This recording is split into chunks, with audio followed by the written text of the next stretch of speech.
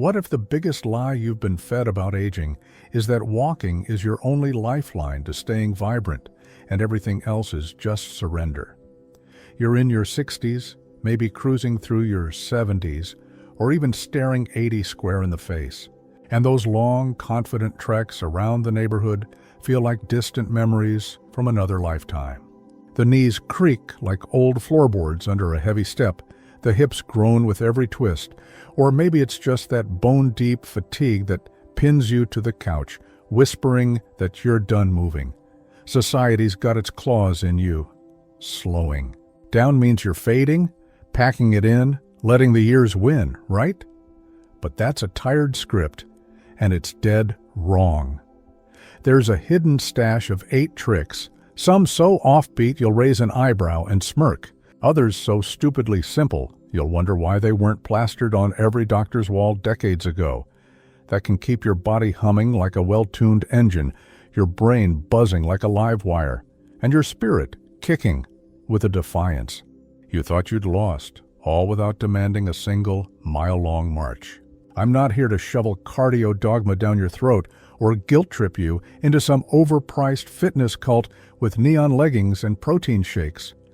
This is about peeling back the dusty curtain on what's actually possible when you toss the old playbook and redefine active on your own damn terms. These aren't quick fixes or miracle cures. They're moves that real people just like you are using to outsmart the calendar. Curious yet?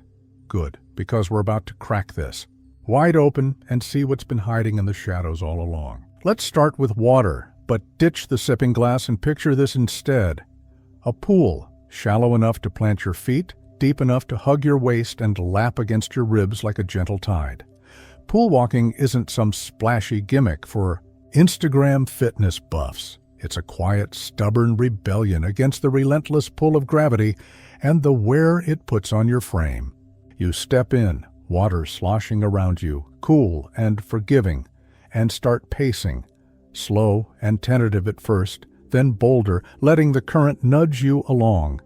The resistance is a soft bully, pushing back just enough to work your legs and core, without grinding your joints into dust or leaving you limping back to shore. A study from Kyoto University tracked a group of 70-year-olds who took this up 45 minutes, 3 times a week, and the numbers were jaw-dropping. They burned up to 300 calories a session, outpacing a brisk land stroll, with zero whining about sore feet or aching backs. One woman I heard about, 79-year-old Hana, stumbled into it after arthritis snuffed out her hiking days. Now she's the undisputed queen of her local pool, outlasting teens half her age and grinning like she's cracked a secret code. Then there's Jim, 83, a retired carpenter with hands like sandpaper. He told me it felt like building something new in his legs every lap. A slow reclaiming of what time had chipped away. You don't need to swim or do fancy strokes, just wade and walk, letting the water do its thing. The buoyancy cradles your bones like a friend, the drag tones muscles you forgot you had, and the coolness tricks your mind into forgetting it's a workout at all.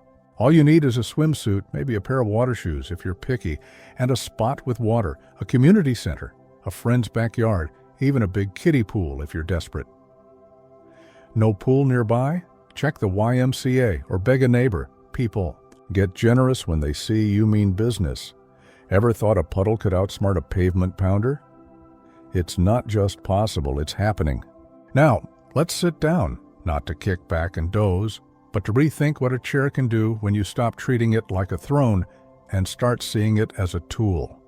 Chair exercises sound like a last-ditch lifeline for the frail or bedridden something you'd see in a nursing home pamphlet.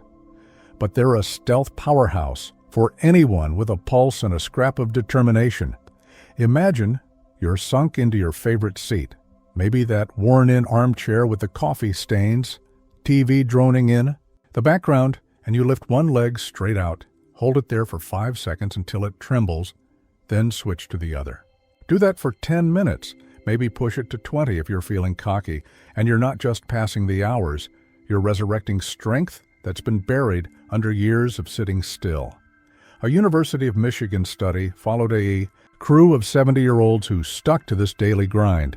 3 months in, their risk of tumbling dropped by a clean 50%, like they'd turned back the clock on their legs.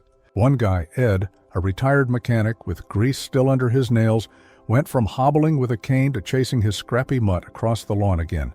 No gym memberships, no fuss, just him and his recliner. Then there's Clara, 76, a widow who started during her soap operas. She swears her thighs feel like they did at 50, firm and ready, and she's ditched the handrail on her stairs. The secret's in the repetition. Those tiny, stubborn lifts nudge sleeping muscles awake, bit by bit, until they remember what they're for. You can sneak it into anything: coffee breaks, phone calls, even while you're arguing with the news on TV. Any chair works. That rickety kitchen one, the office stool, even the porch rocker if you're bold. No weights, no overpaid trainers, just you and a flicker of grit to keep going. Ed told me he started with 5 lifts per leg and built up. Clara says she counts breaths to time it. 5 in, 5 out, like a rhythm. Think your armchair's only good for naps and Netflix binges? It's been holding out on you, waiting for you to catch on. Hands don't get the spotlight they deserve, do they? After 60, your grip starts slipping. Jar lids turn into taunting. Puzzles, keys, fumble in locks, grocery bags feel like lead weights, and it's not just a petty inconvenience to shrug off. Scientists call grip strength a biomarker for aging, a sneaky little crystal ball. If it's weak, your whole system might be whispering surrender, from your heart to your spine. But here's the counterpunch, and it's so easy. It's almost insulting. Squeeze something, anything, and keep at it. Grab a stress ball while you're chatting on the phone. Roll a towel into a tight coil and twist it like you're wringing out laundry. 5 minutes a day, maybe 10 if you get hooked, and you're in the game. A 65-year-old nurse named Mary told me she started after smashing her favorite mug one too many times. 6 weeks later, she was hauling grocery bags without a wince, her forearms taut again. A UK study backs her up. Older adults who worked there grip saw arm strength climb, even their heart health perk up, like the hands were sending a memo to the rest of the body. Then there's Bill, 72, a former trucker with a voice like gravel.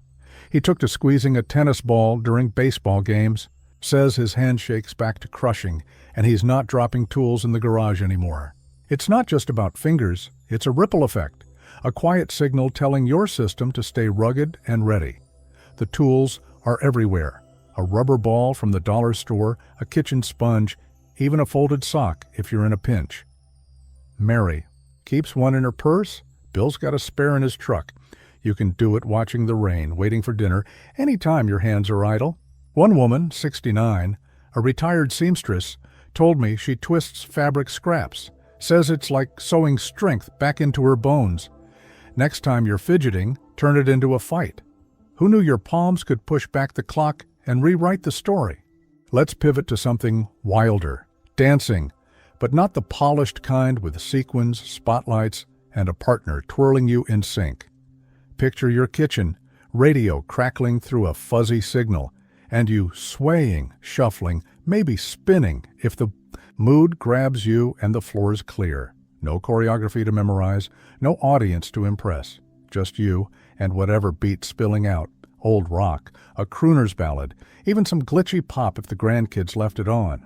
A German study tracked a group of 65-year-olds doing this, 15 minutes, 3 times a week, and the results blew minds. Balance shot up 40%, and brain scans showed memory zones glowing like a festival at dusk. Firing connections walking never touches. One woman, 71-year-old Elise, started with disco hits after her husband passed. She told me it was grief's best medicine, a way to move through the quiet. Now she's the spark at every family reunion, out dancing her nieces. Then there's Tom, 68, who shuffles to jazz in his socks. He says it's better than therapy, keeps his head clear and his feet nimble. A 75-year-old retired librarian, Margaret, pairs it with her morning coffee. She's dodged a fall for 2 years straight, credits the chaos of her steps. Fast tunes get your pulse up, slow ones test your sway. It doesn't matter. The randomness is the magic, keeping your feet guessing and your brain sharp. You don't need grace or rhythm, just guts to start. Elise told me she began with one song, then couldn't stop. Tom says he closes his eyes to feel it deeper. Neighbors might peek through the blinds, kids might snicker if they catch you, but you'll be too busy grinning, maybe even laughing at yourself, to give a damn. One guy, 70, a former mail carrier, dances with his dog as a partner, says it's the best part of his day. When's the last time you let loose where no one could judge, no rules could bind you? Breathing's next, and it's so basic you'll wonder why it's even on the list. But stick with me, because this isn't the shallow, half-asleep sipping you're doing right now. We're talking deep, slow pulls, 5 seconds in through. Your nose, filling your chest like a balloon, 5 out through your mouth, letting it spill like a sigh. It's so simple it feels like a con, but it's no trick. It's a weapon hiding in your lungs. A California study put a group of 75-year-olds on this for 8 weeks, 10 minutes a day, and their blood pressure dropped 15 points. Some kicked their pills to the curb and never looked back. One guy, Paul, a retired teacher with a soft spot for chamomile, started during his tea ritual. He said it's like unclogging his whole day, a reset that leaves him steady. Then there's Lila, 80, who does it in bed before rising. She swears her mornings feel lighter, her head less foggy. Doctors say it's a nervous system hack, flips a switch from fight or flight to calm and collected, while flooding your blood with oxygen that wakes every corner. You can do it anywhere, stuck in traffic cursing the lights, waiting for the microwave to ding, sitting through a dull call with a telemarketer who won't quit. A 66-year-old cashier, Tina, told me she pairs it with her breaks. Her headaches vanished, and she's not snapping at customers anymore. A 73-year-old vet, Sam, does it on his porch, says it's better than his old smokes. It's free, silent, and hits harder than you'd ever guess. Walking can't touch this kind of subtle power. Paul counts his breaths like a metronome. Lila imagines the air as light. One woman, 69, a former singer, told me she sings the counts in her head, says it's her encore every day. Breathing's the ninja of vitality, striking when you least expect it. Feel that shift in your ribs, that tingle creeping in yet. Food's up, but forget the usual eat kale and pray lecture. This is about chewing, the harder the better, turning every bite into a quiet revolt. Swap out mushy oatmeal for raw carrots that snap. Trade soft white bread for a crusty loaf that fights back, bite into an apple that dares you to keep going. Dentists rave about this. It keeps your jaw from going slack, fights that droopy, sagging look creeping into your cheeks, and slows you down so you don't shovel in more than you need. A Swedish study tracked a bunch of 80-year-olds who leaned into tough foods over the soft stuff. Their mental edge held firm longer than the puree crowds, like their brains got a jolt with every crunch.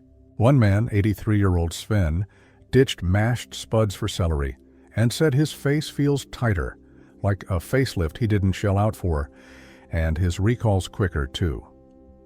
A woman, 78, a former baker named Inga, chews nuts daily. She swears her memory's sharper, like she's kneading dough in her mind. They call it the jaw-brain axis. Chomping sends pulses upstairs, keeping neurons buzzing and alive. A 70-year-old gardener, Pete, started with tough roots from his plot, beets, parsnips, he says even his dentist noticed the difference, gave him a nod at the last checkup. Then there's Rosa, 75, who crunches seeds while knitting. She's dropped a pant size and feels it in her cheeks. Next time you eat, pick a challenge. Skip the easy processed slop and go for something with bite. Sven told me he started small, 1 carrot a day. Inga says she times it with her tea. One guy, 71, a retired butcher, chews jerky he makes himself. Says it's like flexing his past. Your bite might just rewire you, from your jaw to your thoughts. Here's a quirky one that'll make you chuckle. Stand on one leg while brushing your teeth, wobbling like a tipsy flamingo in your bathroom. It sounds like a prank or a party trick gone wrong, but it's a lifeline you didn't know you needed. Balance starts fading fast after 60. Falls are the grim reaper nobody names, lurking in every uneven step. And this odd little habit strikes back with a vengeance. 2 minutes a day, one leg, then the other. A hand on the sink if you're shaky at first, and you're rebuilding what gravity's been stealing. A 68-year-old dancer I read about, Grace, went from shaky to strutting in a month. She calls it her secret stage, a nod to her old recitals. An Australian study says it cuts fall risk by a third, rewiring your brain's stability grid like a software update. One guy, 74, a retired cop named Ray, added a knee bend for kicks. He's dodged a spill for years, walks the beat in his head. A 66-year-old mom, Sue, told me she started after tripping on a rug and bruising her pride. Now she's steady as stone, no more clutching walls. You can tweak it. Try it during dishes, waiting for coffee to brew, even folding laundry if you're a slick. Just don't rush or you'll tip. Grace says she hums to keep rhythm. Ray counts his breaths. A 72-year-old librarian, Joan, does it with her eyes closed, says it's her dare to the universe. It's so dumb, it's brilliant, a tiny rebellion against the stumble.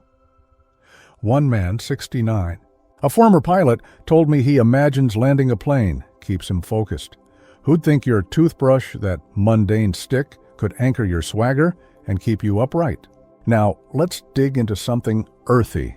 Gardening, but not the casual kind where you poke at a few flowers and call it a day. This is gardening with purpose, a slow, deliberate dance with the dirt. Picture yourself kneeling by a patch of soil, maybe a raised bed if bending's a chore, tugging weeds, planting seeds, or snipping herbs with a pair of rusty shears. It's not just about pretty blooms, it's a full-body whisper, working your arms, back, and legs without the jarring thud of a walk. A study from the Netherlands tracked 65-year-olds who did this 30 minutes, 4 times a week, and found their flexibility climbed 25%, while stress melted like frost in the sun. One man, 77-year-old Piet, told me he started after his wife. Past tending her old roses, now he's out there daily, stronger and calmer, says it's her gift back to him. Then there's Alma, 82, a former florist who grows veggies in pots. She swears her grip's tougher and her mind's quieter. You don't need a big plot, window boxes, a corner of the yard, even a bucket with soil works. The bending, the reaching, the small lifts, it sneaks strength into you, while the dirt under your nails grounds you in a way pavement never could. Piet says he talks to the plants.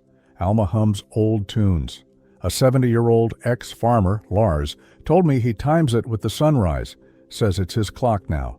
No fancy gear, just a trowel and a will to grow something. Ever thought a handful of earth could root you deeper than a treadmill? Last one's a mind twister. Talk to yourself, loud and proud, like you're your own best company. Not muttering under your breath, but full-on chatter. What's for dinner tonight? Or, that call was a circus, wasn't it?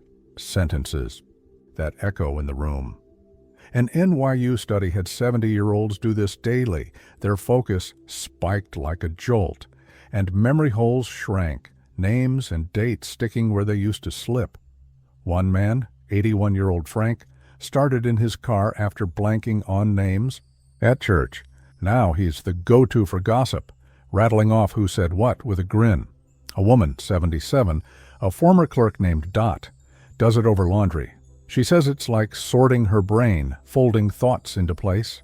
Researchers call it a mental gym, organizing your head, locking in details, flexing circuits that rust otherwise. A 69-year-old vet, Charlie, chats while fishing. He's sharper than his hooks, reels in stories with the trout. Do it anywhere, shower, yard, bed, pacing the hall. Frank says he started with one question a day. Dot scripts whole arguments. A 73-year-old artist, Lena, talks through her paintings, says it's her muse now. Sure, the cat might stare, the walls might judge, but when you nail a trivia night or recall a face from '92, you'll laugh last and loudest. One guy, 70, a retired chef, cooks with commentary. says it's his sous chef. Ever wonder what your voice could spark, what it could drag back from the fog? So there's your 8 laid out like a map. Pool, walking through water's embrace, chair lifts in your living room, grip, squeezes with whatever's handy, kitchen. Dancing to your own beat, deep breathing that rewires your calm, tough chewing for jaw and mind. One leg stands defying the fall, and self-talk to keep your head in the game. No marathons, no overpriced memberships, just quirky, potent moves that hit where walking can't reach, sidestepping the dogma of sweat for sweat's sake. People in their 60s, 70s, 80s are living this outfoxing age while the world peddles treadmills and step counters like they're the only gospel. You could try one tomorrow, blend a few into your week, see what sticks and what surprises you. Take Hannah in the pool, Ed in his chair, Mary with her ball, real folks, not poster kids, proving it works. Or Elise dancing, Paul breathing, Sven chewing, everyday rebels rewriting the rules. But here's the twist that'll linger long after you set this down. What if it's not about the body at all? Not really. What if these moves are just sparks, kindling to prove you've got more fire, more grit, more juice than anyone, including you, ever dared bet on? Maybe the real move isn't out there in some fitness fad or doctor's note. Maybe it's in you, buried under doubt, itching for a shove to break free and burn.